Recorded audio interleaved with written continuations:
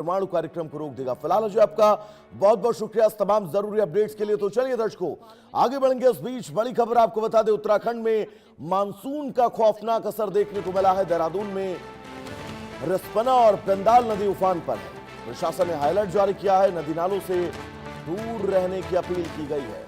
उत्तराखंड में मानसून ने पूरी तरह दस्तक दे दी है और इसके साथ ही राजधानी देहरादून में बारिश का असर अब बिल्कुल स्पष्ट दिखाई देने लगा है। लगातार हो रही मूसलाधार बारिश के कारण शहर की प्रमुख रिस्पना और बिंदाल नदियां उफान पर हैं। नदी नालों का जलस्तर तेजी से बढ़ने के बाद प्रशासन ने एहतियात बरतते हुए लोगों से सतर्क रहने की अपील की है। पुलिस और जिला प्रशासन ने नदी और नालों के किनारे रहने वाले लोगों को सुरक्षित रहने की बात कही है। लेकिन ये दो तस्वीर आपकी टीवी स्क्रीन पर, इन दो तस्वीरों के जरिए आप समझिए कि इस वक्त उत्तराखंड किन चुनौतियों से जूझ रहा है।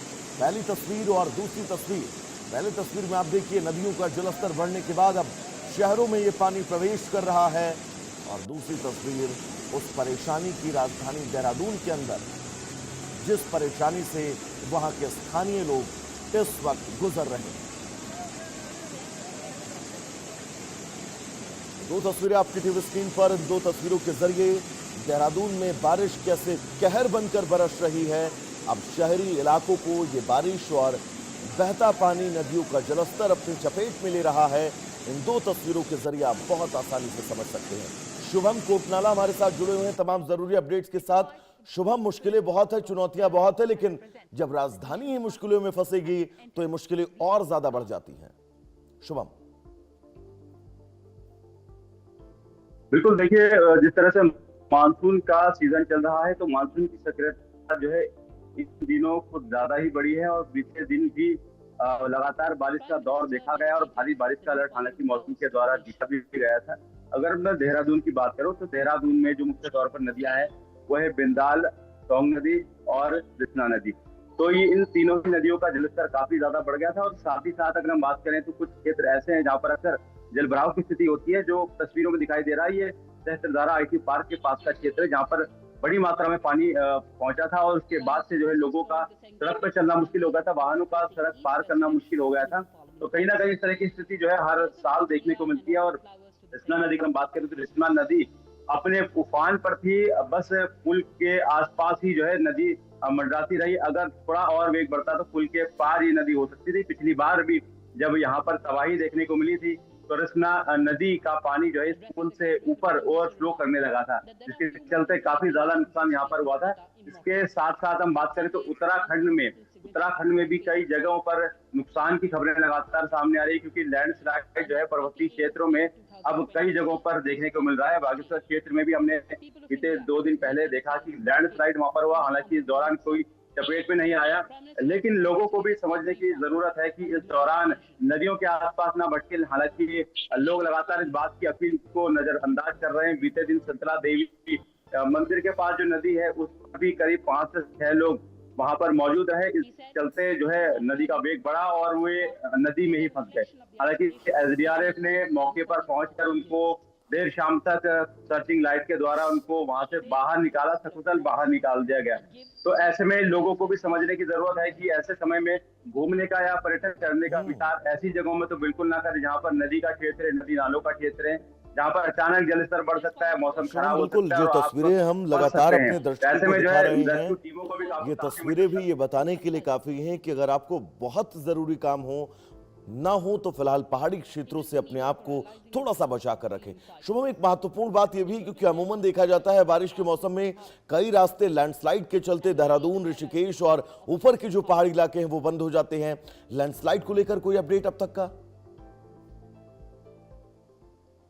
देखिए, लैंडस्लाइड की अगर हम बात करें तो कई जगहों पर देखने को जरूर मिला है। मसूरी क्षेत्र की बात करें तो वहां पर भी लैंडस्लाइड की खबर सामने आई है। बागेश्वर में भी एक लैंडस्लाइड जो है बड़ी पहाड़ी का बड़ा हिस्सा जो है नीचे, सड़क से नीचे की ओर गिरा है। हालांकि इस लैंडस्लाइड में फिलहाल किसी तरह के किसी लोगों की हताहत होने की अभी तक जानकारी नहीं है, लेकिन कहीं ना कहीं लोग जो है दहशत में आ गए हैं आसपास के, क्योंकि जिस तरह से बारिश लगातार हो रही है, चट्टानों में पानी घुसने के चलते जो है चट्टानें लगातार ढीली हो रही है और कहीं भी जो है लैंडस्लाइड का खतरा ज्यादा होने लगा है। खास करके ऐसे जगहों पर जहाँ पर संवेदनशील क्षेत्र है, जहाँ पर पहले भी कई दफा लैंडस्लाइड हो चुके हैं, जो कि ऐसे जोन है जहां पर चट्टानें ढीली हैं और अक्सर वहां पर लैंडस्लाइड होता है, तो कहीं ना कहीं ऐसी जगहों पर खतरा और ज्यादा बढ़ गया है। हालांकि प्रशासन ने अपनी तैयारी की हुई है, जेसीबी मशीनें तैनात की हुई है।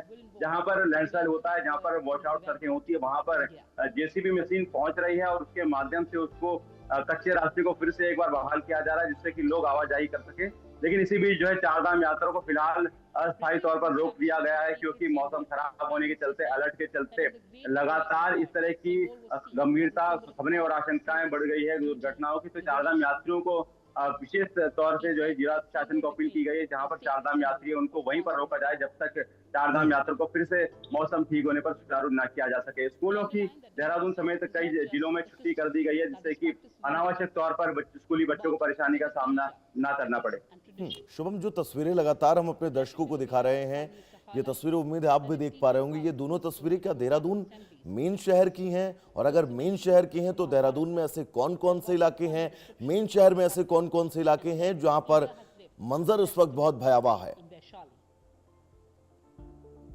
देखिए, बीते दिन की ये तस्वीरें हैं और बीते दिन क्योंकि लगातार बारिश चलती रही रात भर, उसके बाद जो है ये तस्वीरें सामने आई है, क्योंकि लगातार बारिश के चलते जो है जलस्तर लगातार बढ़ने लगा और सड़कों तक में पानी भरने लगा। जिस तरह से तस्वीरें हम देख रहे हैं, ये आईटी पार्क क्षेत्र की, जहां पर एक वाहन चालक सड़क पार करने का प्रयास कर रहा है, लेकिन कहीं ना कहीं वो जो है वाहन इतनी तेज गति से पानी आ रहा है कि वाहन भी जो है पार नहीं हो पा रहा है। तो ऐसे में काफी ज्यादा मुश्किलों का सामना करना पड़ता है। इस साल की जो है समस्या नहीं, बल्कि हर साल की समस्या है, क्योंकि अक्सर कई निर्माण जो है ऐसे जगहों पर बनाए गए हैं जो जहाँ की नदियों का रास्ता हुआ करता था। ऐसे में नदियां अपना रास्ता फिर से वहां पर खोज लेती हैं हर बरसात के वक्त, लेकिन कहीं ना कहीं अनियमित निर्माण के चलते ये स्थितियां देखने को मिलती है। प्रशासन तमाम दावे करता है, तमाम बातें करता है, लेकिन वास्तव में स्थिति यही है कि अनियमित निर्माण के चलते ये स्थितियां आम जन को भुगतनी पड़ रही है।